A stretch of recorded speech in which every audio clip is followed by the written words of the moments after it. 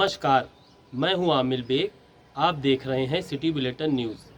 पेश हैं आज के प्रमुख समाचार। जिले के इनायतनगर थाना क्षेत्र के अहिरौली सलोनी गांव स्थित निर्माणाधीन हनुमान मंदिर के सामने छप्पर में बनी यज्ञशाला के हवन कुंड में 28 वर्षीय युवक का अर्धनग्न शव संदिग्ध परिस्थितियों में मिलने के बाद सनसनी फैल गई। घटना की जानकारी के बाद मौके पर पहुंची पुलिस ने युवक का शव कब्जे में लेकर पंचनामा कराने के उपरांत अन्य विधिक कार्रवाई शुरू कर दी। मामले में पुलिस ने 5 लोगों के खिलाफ पीड़ित पिता की तहरीर पर हत्या का मुकदमा दर्ज कर लिया है। मिली जानकारी के मुताबिक इनायतनगर थाना क्षेत्र के अंतर्गत जमुआ पूरे शिवदीन तिवारी निवासी योगेंद्र नाथ तिवारी के 28 वर्षीय पुत्र शिवम उर्फ रामू का शव गुरुवार की सुबह ग्रामीणों ने अहिरौली सलोनी गांव के बाहर रामबाग में निर्माणाधीन मंदिर के पास स्थित यज्ञशाला के हवन कुंड के पास देखा। ग्रामीणों ने घटना की जानकारी इनायतनगर पुलिस समेत युवक के परिजनों को दी।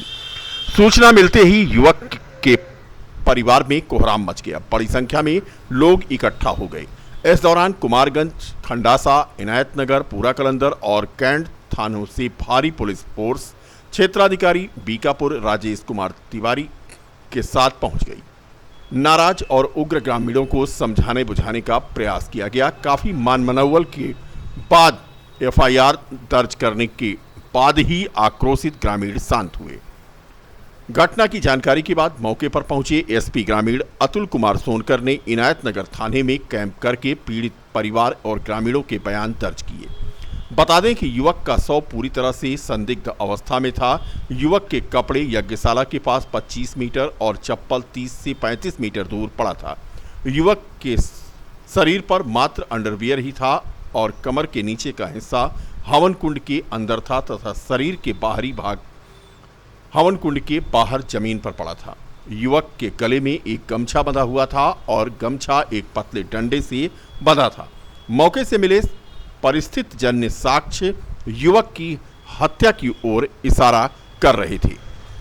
थाना इनायतनगर पुलिस को यह सूचना प्राप्त हुई कि जमुआ पूरे शिवदीन तिवारी के बाद में एक युवक जिसका नाम शिवम तिवारी है उसके द्वारा फांसी लगा ली गई है। पुलिस की टीम तत्काल मौके पर पहुंची। मौके पर पहुंचने पर मृतक के परिजनों द्वारा यह आरोप लगाया गया कि शिवम तिवारी की हत्या गांव के कुछ लोगों द्वारा करके उसके शव को पेड़ से लटका दिया गया है। मृतक के पिता की तहरीर पर तत्काल अभियोग पंजीकृत किया गया। समुचित धाराओं में शव को पंचायतनामा की कार्रवाई पूर्ण कर पोस्टमार्टम के लिए भिजवा दिया गया है। प्रकरण में आगे कार्रवाई की जा रही है। अयोध्या में निर्माणाधीन श्री राम अंतर्राष्ट्रीय एयरपोर्ट का जिलाधिकारी नीतीश कुमार ने स्थलीय निरीक्षण किया। निरीक्षण के दौरान डीएम नीतीश कुमार ने बताया कि परियोजना निदेशक एयरपोर्ट ने एयरपोर्ट का निर्माण कार्य तीव्र गति से चल रहा है, ऐसी जानकारी दी। उन्होंने कहा कि अंतर्राष्ट्रीय एयरपोर्ट के तीनों भागों का भूमि अर्जन का 97% कार्य पूर्ण कर लिया गया है। शेष भूमि के अर्जन का भी काम 15 जुलाई तक पूरा कर लिया जाएगा। डीएम ने बताया कि फेज 1 के एयर स्ट्रिप एवं रेसा का संपूर्ण कार्य पूरा हो गया है। फेज 1 में ही नाइट लैंडिंग एवं कैट 1 का कार्य भी तेजी से हो रहा है, जिसे शीघ्र ही पूरा कर लिया जाएगा। इसी के साथ ही टर्मिनल बिल्डिंग का कार्य भी आगामी 2 माह के अंदर पूरा हो जाएगा। एयरपोर्ट के संचालन के साथ लाइसेंसिंग प्रक्रिया संबंधित कार्य भी चल रहा है। इसी कैलेंडर वर्ष में ही एयरपोर्ट का संचालन प्रारंभ कर दिया जाएगा। देखिए, अयोध्या एयरपोर्ट का निर्माण काफ़ी तेज़ गति से चल रहा है और हम लोगों ने फेज़ 1 का लगभग काम कंप्लीट कर लिया है। एयर स्ट्रिप का 100% काम कंप्लीट हो गया है। रेसा का काम भी कंप्लीट हो गया है और हम लोग लाइटिंग फैसिलिटी डेवलप कर रहे हैं और कैट 1 फैसिलिटी डेवलप हो रहा है हमारा, और नाइट लैंडिंग फैसिलिटी भी फेज़ 1 में हम लोग कर रहे हैं जो कि फेज़ 2 में था। तो इसलिए हम लोगों ने काफ़ी प्रयास किया है कि तीव्र गति से लैंड एक्विजिशन किया जाए और हमारा लैंड एक्विजिशन 97% हो गया है और 15 जुलाई तक हम बाकी जो 21 एकड़ लैंड है वो भी हम कंप्लीट कर लेंगे। तो फेज़ 1, 2 और 3 तीनों के लिए लैंड हम लोग का 15 जुलाई को उपलब्ध हो जाएगा। और फेज़ 1 का हमारा एयर स्ट्रिप कंप्लीट हो गया है और टर्मिनल बिल्डिंग भी हम लोग अभी जल्दी ही 2 महीने के अंदर कंप्लीट कर लेंगे और इसी कैलेंडर ईयर में हम लोग एयरपोर्ट स्टार्ट कर लेंगे। सर, लाइसेंस इसका उद्घाटन भी हो जाएगा तो क्या? नहीं, हम लोग का ये कहना है कि हम लोग अभी एयरपोर्ट के कंस्ट्रक्शंस पे फोकस कर रहे हैं और कंस्ट्रक्शंस हम लोग कंप्लीट कर लेंगे और इस कैलेंडर ईयर में हम लोग ऑपरेट करने की स्थिति में होंगे। जितने भी ऑब्स्ट्रक्शंस है उसको हम लोगों ने चिन्हित कर लिया है। जो एयर स्ट्रिप में और इसके फनल एरिया में जितने ऑब्स्ट्रक्शंस है उसको भी चिन्हित कर लिया गया है और आसपास के इलाके में जो भी ऑब्स्ट्रक्शंस आते हैं उसको भी चिन्हित किया गया है। 15 जुलाई तक सभी ऑब्स्ट्रक्शंस हटा दिए जाएंगे।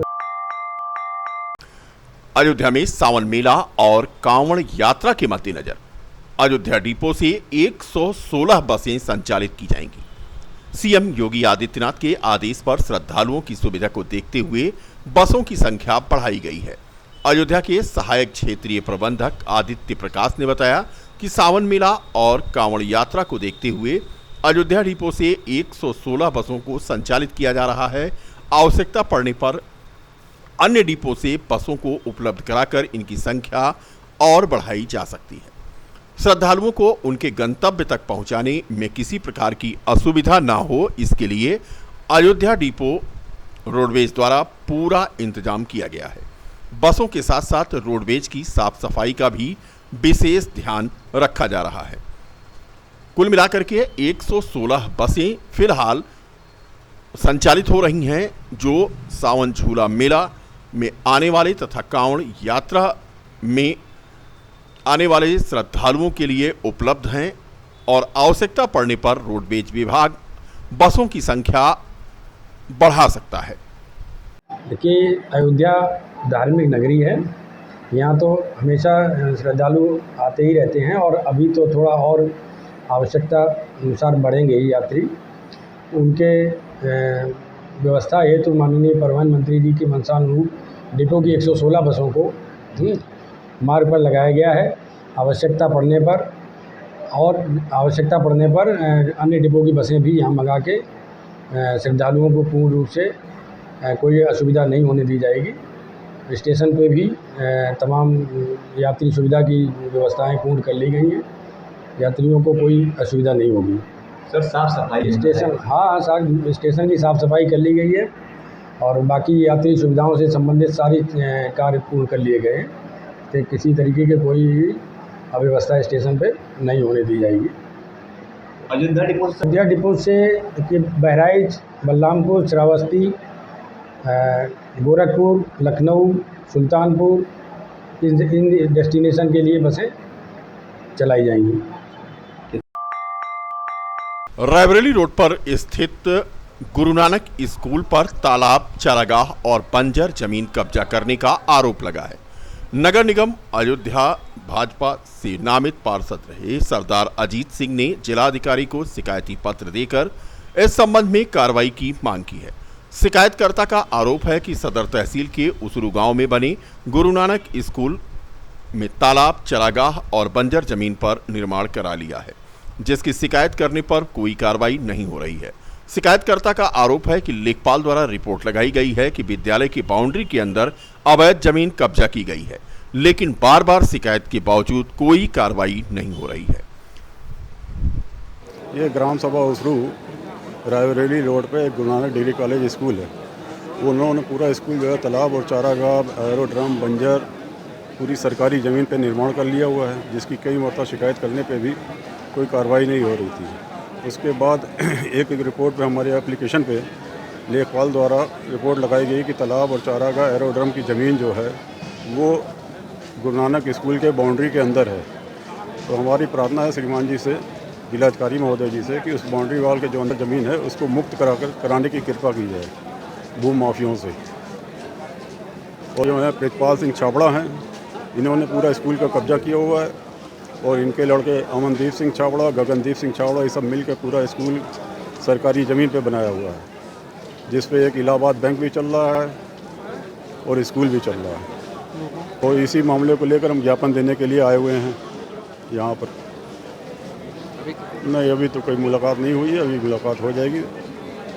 कहते हैं कि जो लेखपाल जी ने जो रिपोर्ट लगाई हुई है कि स्कूल में तालाब और चारागाह की जो ज़मीन अंदर है बाउंड्री के, उसको भूमि माफियों से मुक्त कराया जाए। क्या नाम है आपका? हमारा नाम सरदार अजीत सिंह है। हम पार्षद हैं बीजेपी पार्टी से।